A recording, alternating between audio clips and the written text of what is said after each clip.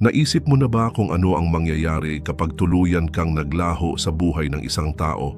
Hindi ko ibig sabihin yung unti-unti lang na paglayo, kundi yung ganap na pagkawala. Walang text, walang tawag, walang kahit anong pakikipag-ugnayan. Ano nga ba talaga ang mararamdaman nila kapag wala ka na?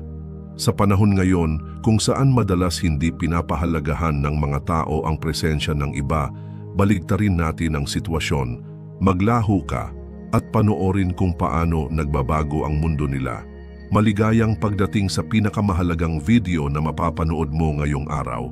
Kung naranasan mo nang magkaroon ng relasyon kung saan masyadong naging kampante ang isang tao at itinuring ka lang na parang option, para sa iyo ang video na ito. Tatalakayin natin ang isang makapangyarihang konsepto, kung ano talaga ang nararanasan nila kapag bigla kang naglaho sa buhay nila. Susuriin natin ang 10 matitinding emosyonal na yugto na pinagdadaanan nila kapag nawala ka. Sa pagtatapos ng video na ito, maiintindihan mo kung bakit minsan ang pinakamakapangyarihang hakbang ay ang lumayo at huwag nang lumingon. Kung handa ka nang tuklasin ang tunay mong halaga at ipadama sa kanila ang matinding pangungulila na hindi pa nila naramdaman, mag-iwan ng komento sa ibaba ng "Tapos na akong maging option", dahil pagkatapos nito, hinding-hindi ka na magiging isa muli. Manatili hanggang sa dulo para sa bonus na ika-10 emosyonal na yugto na siguradong ayaw mong palampasin. Kung handa ka nang baguhin kung paano kanila tinitingnan habang buhay, tapusin mo ang video na ito. Ngayon, simulan na natin. Una, ang sakit ng pagtatakwil. Dito nagsisimula ang lahat. Hindi nila kailanman inakala na bigla ka na lang maglalaho. Hindi talaga. Sa isip nila palagi kang nariyan.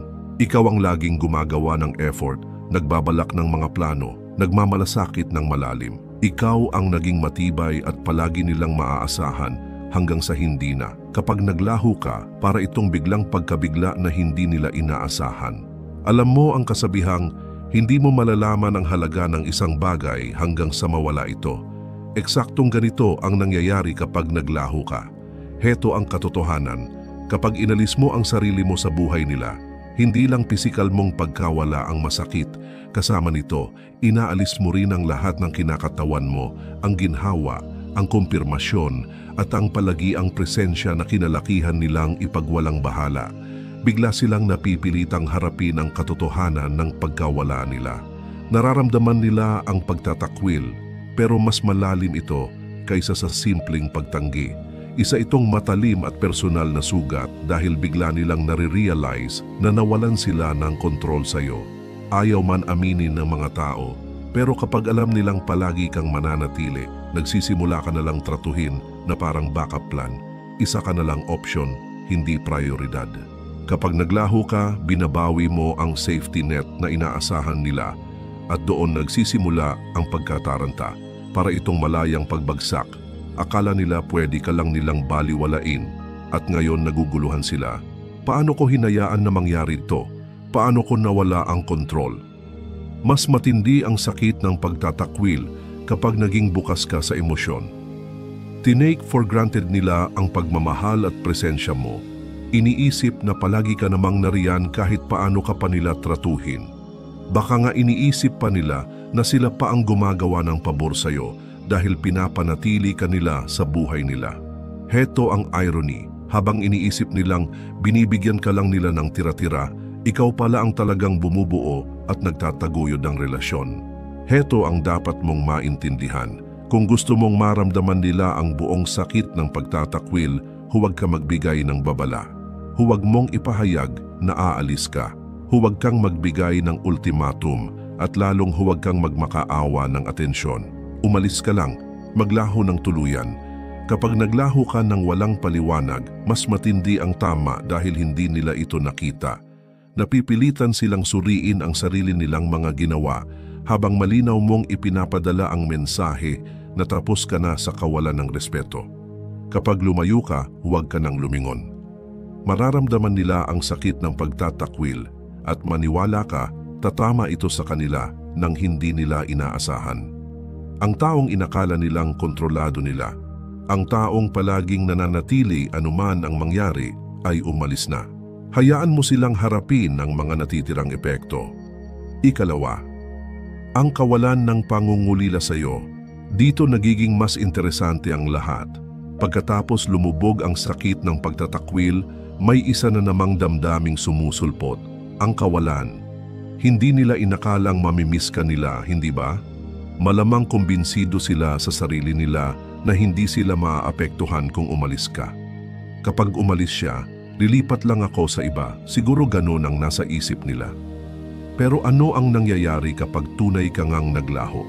Nararamdaman nila ang kawalan at hindi ito basta simpleng kakulangan. Isa itong uri ng walang katuturan na kumakain sa loob nila.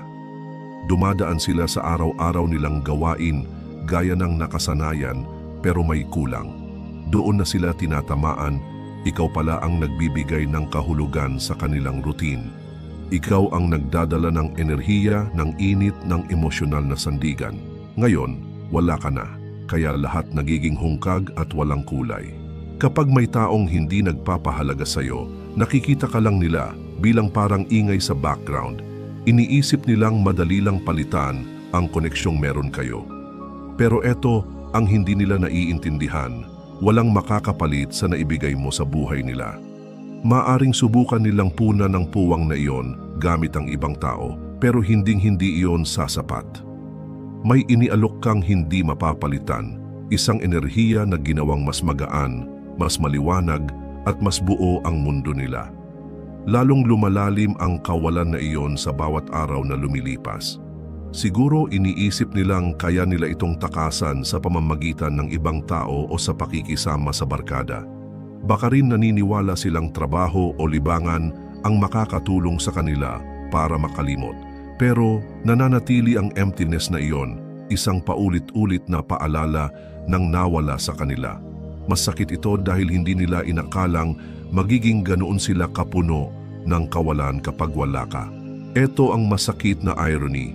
Hindi ka nila pinahalagahan noong nariyan ka. Akala nila makakahanap sila ng mas mabuti o baka iniisip nila na mananatili ka naman palagi. Pero sa mismong sandaling nawala ka, biglang nagbago ang lahat. Nagsisimula silang hanapin ang maliliit na bagay, ang mga usapan ninyo, ang tawa mo, ang paraan kung paano mo sila tunay na nauunawaan. Ang mga simpleng bagay sa araw-araw na bigla na lang nilang kinasasabikan, ngunit wala ka na para ibahagi iyon. Kapag naglaho ka, gawin mong ganap. I-block sila sa lahat ng paraan, burahin ang kontak nila at alisin ang kahit anong paraan para madali ka nilang masilip sa buhay mo. Habang lalo nilang nare-realize na hindi ka na nila kayang abutin, mas tumitindi ang kirot ng kawalan. Sa tuwing maiisip ka nila at susubukang kumonekta, pero matutuklasan nilang tuluyan ka ng naglaho, mas lalo pang lumalalim ang void. Hayaan mo silang mabuhay kasama ang kawalan na iyon. Tandaan, bihira lang pinahahalagahan ng tao ang meron sila hanggang sa mawala ito. Hayaan mong hanapin kanila. Hayaan mong maramdaman nila kung ano ang itsura ng buhay nang wala ka. Habang mas nararanasan nila ang emptiness na iyon, mas nagiging malinaw kung ano talaga ang halaga mo sa kanila. Ikatlo, ang matinding kuryosidad. Sa puntong ito, nalunod na sila sa kawalan at nagsisimula ng sumiklab ang pagkataranta. Umiiral ang kuryosidad at nagiging lahat-lahat para sa kanila. Ang sunog na tanong na paulit-ulit na bumabagabag sa isip nila ay, nasaan na siya? Ano ang ginagawa niya? Sino ang kasama niya? Nagiging obsessed sila na malaman ang nangyayari sa buhay mo dahil tuluyan ka nang nawala sa abot ng kamay nila. Isa ka ng misteryo at walang mas nakakaistorbo sa tao kaysa mawalan sila ng bakas tungkol sa isang taong dati ay napakalapit sa kanila. Sa panahon ng social media, nagiging sobrang brutal ang yugtong ito. Isi-scroll nila ang Instagram mo, Facebook, TikTok, lahat ng platform sa paghahanap ng kahit anong bakas ng buhay mo. Pero eto ang nakababaliw sa kanila. Wala kang ibinibigay kahit ano. Ganap kang naglaho. Walang update, walang story, walang post. Tahimik na tahimik. At dinudurog sila nito. Bakit sobrang epektibo nito? Dahil hindi matiis ng tao ang hindi alam. Kapag bigla kang naglaho, nagtatrabaho ng sobra ang isip nila sa katanungan. Lumulobo ang kanilang insecurity. Nagsisimula silang mag-spiral. Nakalimutan na ba nila ako? May bago na ba silang kasama? Mas nagiging masaya na ba sila nang wala ako? Hindi nila kinakaya ang hindi malaman, kaya nagiging baliw na baliw silang makahanap ng sagot. Dito na sila magsisimulang magtanong-tanong sa mga mutual friends ninyo, desperadong nanghuhuli ng impormasyon tungkol sa'yo. Magtatanong sila na parang kaswal lang, pero sa totoo lang, halos mamatay na sila sa pagnanais na malaman ang sitwasyon mo. Nakakahiya itong panoorin, yung taong dati akala mo wala lang pakialam, ngayon desperadong buuin ang mga piraso ng buhay mo. Narito ang brutal na katotohanan. Ang kuryosidad ay isang uri ng pagpapahirap. Kapag hindi nakukuha ng tao ang mga sagot na gusto nila, ang isip nila ang gumagawa ng pinakamasamang eksena. Maiisip nilang may iba ka na. Maiisip nilang mas masaya ka at mas buo nang wala sila.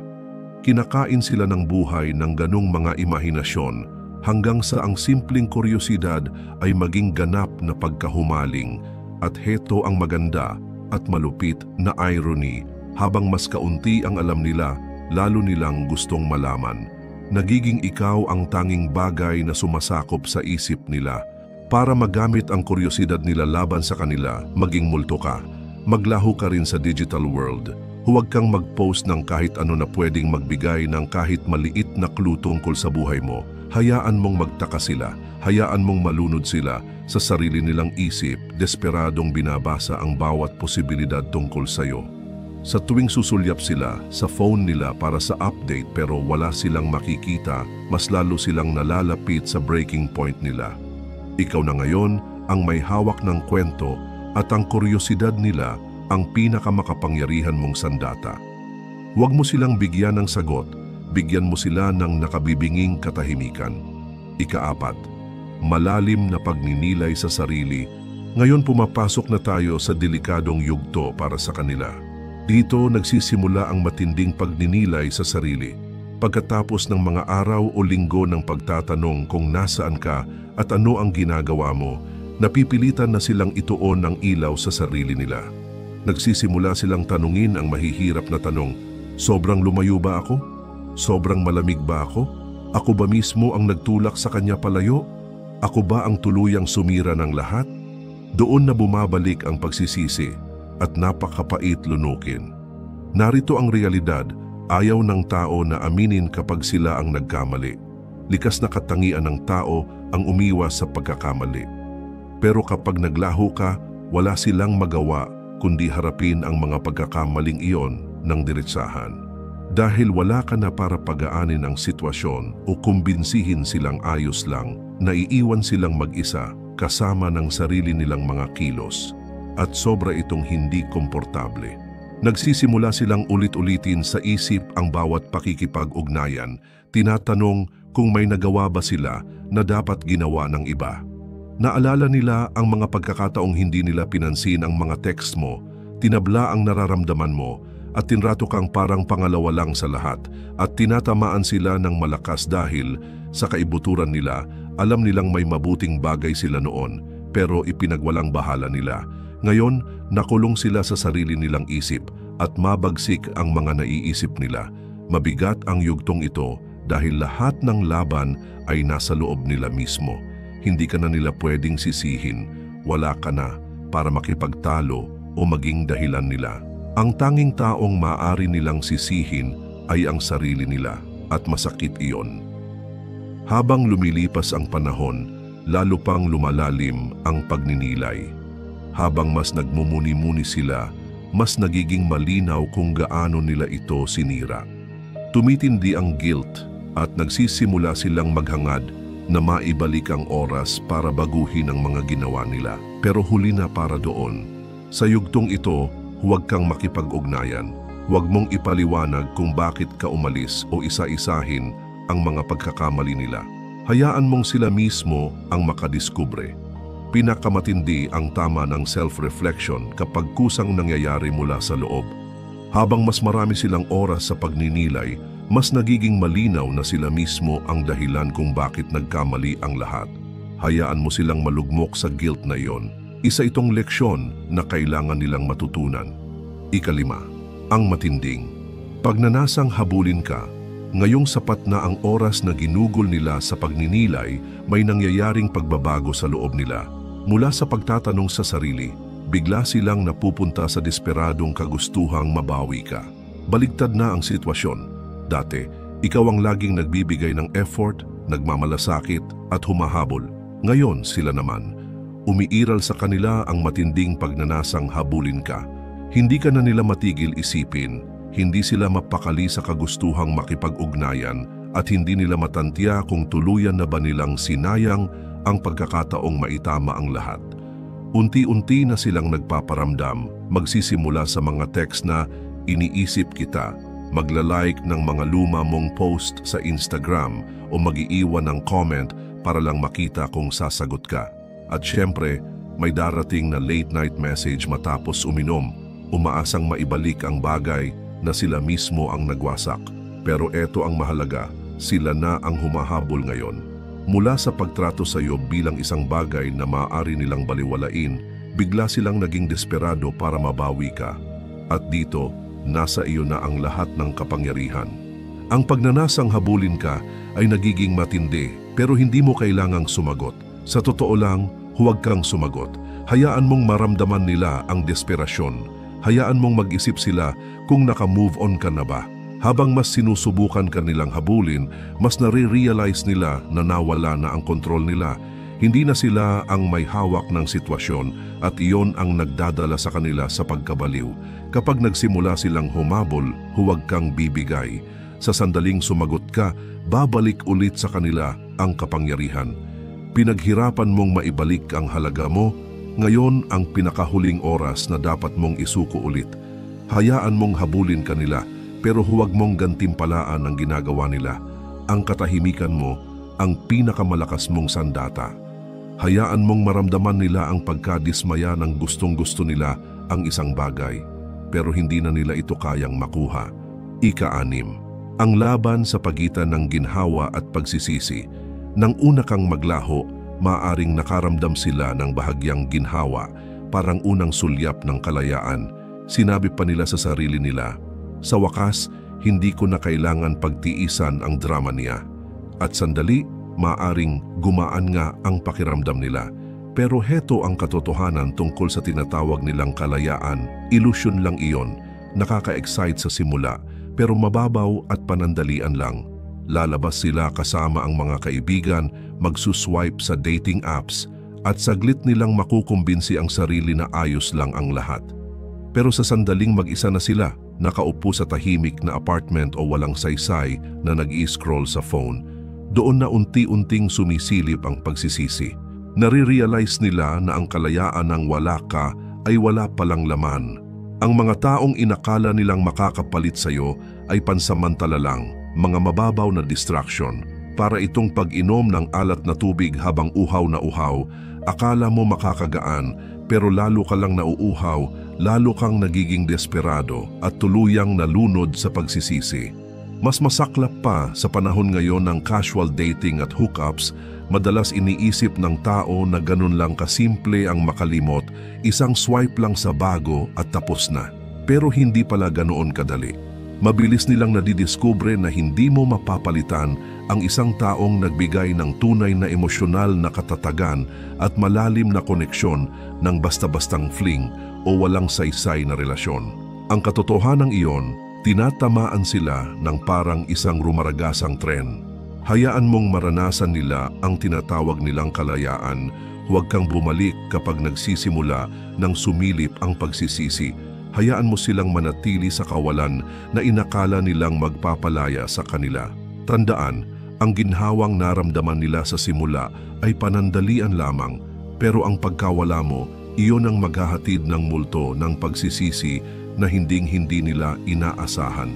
Ikapito, ang pagnanais na maglaro ng laro. Kapag tuluyan ng lumubog ang pagsisisi, nagsisimula na silang magpanik.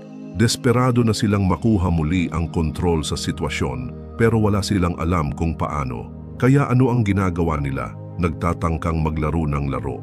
Sinasadya nilang magpaka-distant, sinusubukan kang pagselusan, nagpo-post ng litrato kasama ang ibang tao at pinipilit ipakita na nagfa-flourish sila nang wala ka. Baka maglagay pa sila ng cryptic status tungkol sa pag-move on o kaya magbahagi ng selfie na halatang punong-puno ng desperasyon. Lahat ito ay isang malaking palabas para hilahin ka pabalik, para pag-isipan mo kung ano ang ginagawa nila. Pero eto ang totoo, hindi ka na nakikisali, lumaki ka na, lumampas ka na sa mga larong ito.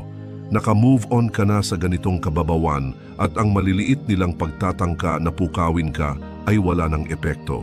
Kasi ito ang iniisip ng mga tao, akala nila na ang manipulasyon gamit ang selos o ang pagpapahirap makuha ay magpapahabol sa iyo. Pero ano ang mangyayari kung tumigil ka na sa paghabol? Kung nagsawa ka na sa lahat ng drama? Itatapon nila ang lahat ng klase ng taktika, maliliit na banat, passive-aggressive na komento at mga maingat na piniling social media post na para sa iyo nakadisenyo. Pero wala pa ring gumagana dahil hindi mo na sila binibigyan ng atensyong desperado nilang inaasam. Hindi mo na pinapatulan ang kababawan nila at doon sila tuluyang nasisiraan ng bait. Kapag hindi ka na nila kayang kuhanan ng reaksyon, lubusan silang nawawalan ng kontrol. Naiiwan silang naguguluhan, desperadong kumakapit sa isang bagay na hindi na nila kayang manipulahin.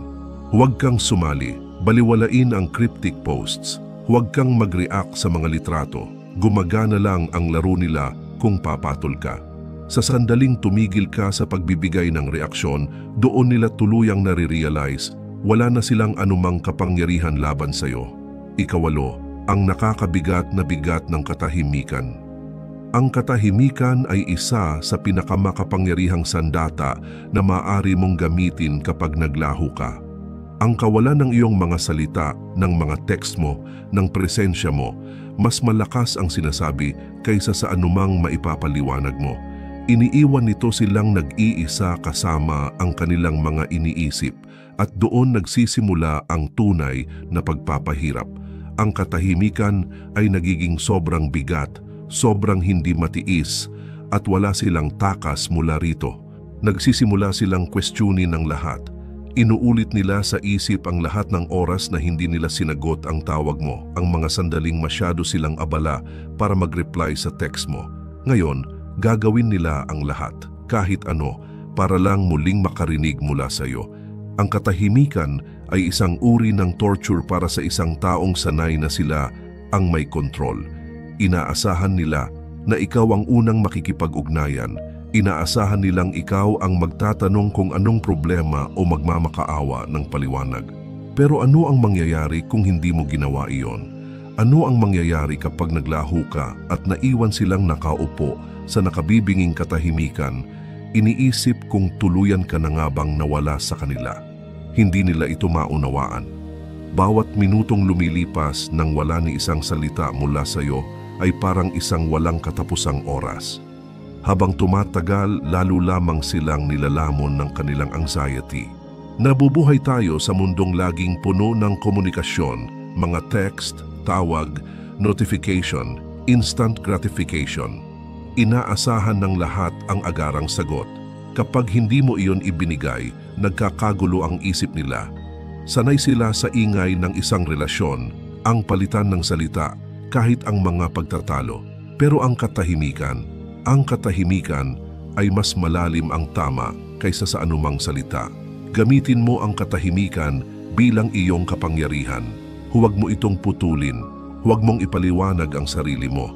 Hayaan mong maramdaman nila ang bigat ng kanilang sariling ginawa sa kawalan ng iyong mga salita. Darating ang oras na maiintindihan nila na ang mawala ng access sa iyo ay mas masakit kaysa sa anumang argumento na sanay nagkaroon kayo. Ikasiyam, ang takot na nagpapabalik sa kanila. Dito na bumabagsak ang lahat, takot. Ito ang bahaging hindi nila kailanman inasahan, ang sandaling tunay na silang natatakot na tuluyan kang mawala. Sa napakatagal na panahon, kampante sila. Inisip nila na palagi kang nariyan. Tinuring nila ang presensya mo na parang isang bagay na hindi kailanman mawawala. na ikaw ang laging magtatagal anuman ang mangyari. Pero ngayong wala ka na, nilalamon sila ng matinding takot. Ang takot na ito ay tumatama ng mas malakas kaysa sa anumang naranasan nila. Nagsisimula silang mag-isip, paano kung tuluyan ko na siyang nawala? Paano kung may iba na siyang kasama? Ang ideya na baka may bago ka ng kasama ay inuukit sa isip nila. Iniisip nila na baka tumatawa ka na kasama ang iba, gumagawa ng mga alaala na dati ay kayo lang ang may ganon, at hindi nila matanggap ang imaheng iyon. Hindi na sila nag-aalala tungkol sa pride nila, sa ego nila o sa pagpapakitang cool. Ang iniisip na lang nila ay kung paano ka mababawi. Ang takot na ito ang nagtutulak sa kanila na gumawa ng mga bagay na dati ipinangako nilang hinding-hindi nila gagawin. Makikipag-ugnayan sila, hihingi sila ng tawad, magmamakaawa sila. Maaring magpadala sila ng mahabang mensahe na ipapaliwanag kung paano kanila binabaliwala noon, pero ngayon ay napagtanto na nila kung gaano kakahalaga. Maaari pa silang bigla na lang sumulpot sa pintuan mo, umaasang mabibigyan sila ng isa pang pagkakataon. Ano man ang gawin nila, iisa ang ugat, ang nakakapanghinang takot na tuluyan ka na nilang nawala. Pero ito ang katotohanan. Sa oras na maramdaman nila ang takot na iyon, nakalayo ka na, nakapag-move on ka na, natuklasan mo na ang lakas mo, ang kalayaan mo, at hindi mo na sila kailangan. Totoo ang takot nila, pero huli na ang lahat. Kapag gumapang silang pabalik, huwag mong ibigay muli ang pagkakataon dahil lang sa takot nila. Hayaan mong maramdaman nila ang bigat ng kanilang sariling pinili. Nakapagpatuloy ka na at kailangan nilang matutunan na hindi ka isang opsyon na maaari nilang balewalain. Kung umabot ka na hanggang dito, binabati kita. Mas lamang ka na kaysa sa 99% ng tao at pinatunayan mong isa kang tunay na matatag, isang taong naghahanap ng lalim, karunungan at tunay na pag-unawa. Ika-10, ang pagkatuklas ng emosyonal na kalayaan. Dito na nagiging buo ang lahat, ang pagtuklas sa iyong sariling emosyonal na kalayaan. Kapag naglaho ka, hindi ka lang basta lumalayo sa kanila. Lumalakad ka papunta sa sarili mong kalayaan, sa sarili mong linaw at sa sarili mong kapayapaan. Sa maraming relasyon, masyado tayong nalulubog sa kagustuhang pasayahin ang kabilang tao at patunayan ang ating halaga, kaya nakakalimutan natin ang sariling pangangailangan. Nalilimutan natin na nasa atin ang kapangyarihang pumili, lumayo at humingi ng mas nararapat. Pero kapag naglaho ka, kapag nabawi mo ang iyong espasyo, nakikita mo ang lahat ng may malinaw na pananaw. Hindi mo na hinahanap ang kanilang validasyon. Wala ka nang pakialam kung ano ang iniisip nila, ano ang nararamdaman nila o ano ang gusto nila. Natuklasan mo na ang kaligayahan mo ay hindi nakadepende sa kanila. At ang pagkakatuklas na iyon ang pinakamakapangyarihang bagay na maaari mong maranasan. Ito ang iyong emosyonal na kalayaan. At ang pinakamaganda, ramdam nila ito mula sa iyo. Naiintindihan nila na hindi ka na ang parehong tao na nakilala nila noon. Mas malakas ka na, mas matalino at mas may tiwala sa sarili. Ramdam nila na nalampasan mo na sila, na hindi mo na sila kailangan para maramdaman mong buo ka. Dito na tuluyang nagbabago ang takbo ng lahat. Habang sila ay nananatiling nakatali sa parehong luma at paulit-ulit na pattern, ikaw ay nagbago. Nakalaya ka na mula sa siklo ng paghahanap ng validation at ngayon wala nang bigat ang kanilang opinyon sa mundo mo. Yakapin mo ang iyong emosyonal na kalayaan. Labanan ang malakas na hatak ng mga lumang gawi. Huwag mong ibigay sa kanila ang kasiyahang isipin na kontrolado pa rin nila ang kaligayahan mo. Nalampasan mo na ang dinamiko na iyon at ang pagbabagong ito ang pinakamalaking panalo mo.